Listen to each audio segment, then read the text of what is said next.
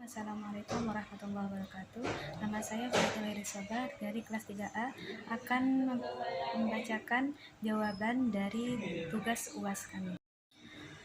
Baik, langsung saja di sini saya akan menjawab pertanyaan yang pertama. Arti penting kita mempelajari sejarah pendidikan Islam, yaitu kita dapat mengambil hikmah atau pelajaran dari hal-hal yang telah diperbuat oleh umat yang terdahulu. Kemudian selain itu kita juga dapat meningkatkan keimanan serta kecintaan kita terhadap firman Allah, misalnya dalam surat Al-An'am ayat 11 yang berbunyi a'udzubillahi minasyaitonirrajim bismillahirrahmanirrahim qul siru fil ardi tsumma unzuru kaifa kana 'aqibatul mukadzibin, yang artinya berjalanlah di muka bumi dan perhatikanlah bagaimana kesudahan orang-orang yang mendustakan itu. Jawaban yang kedua yaitu Rasulullah SAW dalam melakukan pengajaran dan pendidikan itu menggunakan berbagai metode, yakni menggunakan metode secara fitrah, di mana makhluk itu mempunyai berbagai kecenderungan, kelebihan serta kekurangan. Terkadang juga Rasulullah menggunakan berbagai metode seperti halnya bercerita, ceramah, hafalan dan sebagainya. Adapun pendekatan yang dilakukan oleh Rasulullah adalah pendekatan fitrah, yakni memberikan ajaran sesuai dengan kemampuan intelektual, kecerdasan, latar belakang, serta kondisi dan situasi peserta didik. Jawaban soal yang nomor 3, yang A, yaitu zaman Bani Umayyah. Kemajuan pada zaman Bani Umayyah ini didasari oleh perkembangan ilmu agama, ilmu umum, kebudayaan, dan peradaban. Selain itu, pada zaman ini masa khalifahnya itu diisi dengan program-program besar, mendasar, dan strategis. Juga banyak melahirkan golongan dan aliran dalam Islam. Sedangkan untuk kemunduran pada zaman ini itu disebabkan oleh seringnya terjadi konflik antar golongan dan lemahnya para pemimpin dalam menghadapi hal tersebut. Poin B yaitu zaman Bani Abbasiyah. Kemajuan pada zaman ini itu ditandai oleh kemajuan pada bidang ilmu pengetahuan, kebudayaan, dan peradaban yang mengagumkan.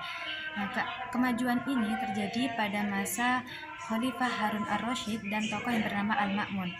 Sedangkan kemunduran pada zaman ini itu dilatar belakangi oleh kurangnya kemampuan dan kurangnya akhlak baik yang dimiliki oleh para pemimpin Bani Abbas. Poin C yaitu zaman kekhalifahan Islam di Spanyol. Kemajuan pada zaman ini itu ditandai dengan banyaknya dilakukan pembenahan dan kodifikasi hukum Islam, kemudian menjadikan Cordova sebagai ibu kota, selain itu juga sebagai pusat perkembangan ilmu pengetahuan, kesenian, dan kesusastraan di Spanyol.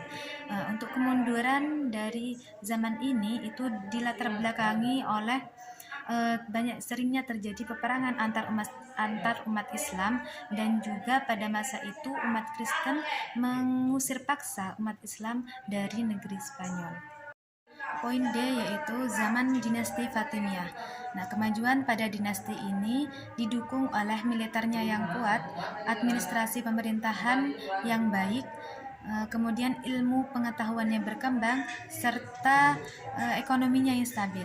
Sedangkan untuk kemunduran dari dinasti ini antara lain disebabkan oleh banyaknya khalifah yang diangkat pada saat usia muda, kemudian adanya konflik yang berkepanjangan, kemudian adanya ketidakpuasan rakyat atas kebijakan pemerintah, serta persaingan perebutan kekuasaan.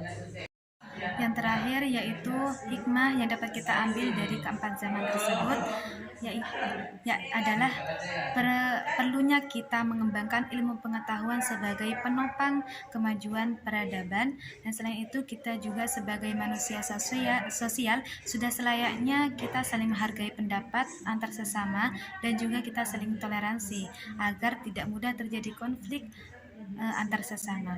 Mungkin jawaban dari soal yang nomor 4 yaitu menurut saya Islam itu lebih diperhatikan pada masa Orde Baru, di mana pada masa ini pendidikan Islam itu sudah mulai dimasukkan ke dalam sistem pendidikan nasional. Selain itu juga mulai dilakukan pembaruan terhadap madrasah dan pesantren, kemudian pemberdayaan pendidikan Islam non formal, dan juga peningkatan atmosfer dan suasana praktik sosial keagamaan. Jawaban dari soal yang nomor 5 yaitu menurut saya kita Islam dapat berjaya seperti dulu lagi apabila kita tidak hanya terfokus pada perkembangan teknologi saja, namun kita juga harus fokus pada perkembangan pendidikan dan juga keagamaan. Selain itu, pemerintah juga harus ikut andil dalam perkembangan pendidikan dan keagamaan agar kita dapat mencapai kemajuan peradaban. Apabila kita dapat mencontoh masa lalu yang baik kemudian kita aplikasikan ke dalam zaman teknologi sekarang, maka bukan hal yang mustahil bagi kita kembali pada zaman yang seperti dulu lagi, yaitu zaman kejayaan Islam. Mungkin hanya ini jawaban yang dapat saya paparkan. Kurang dan lebihnya mohon maaf. Terima kasih. Wassalamualaikum warahmatullahi wabarakatuh.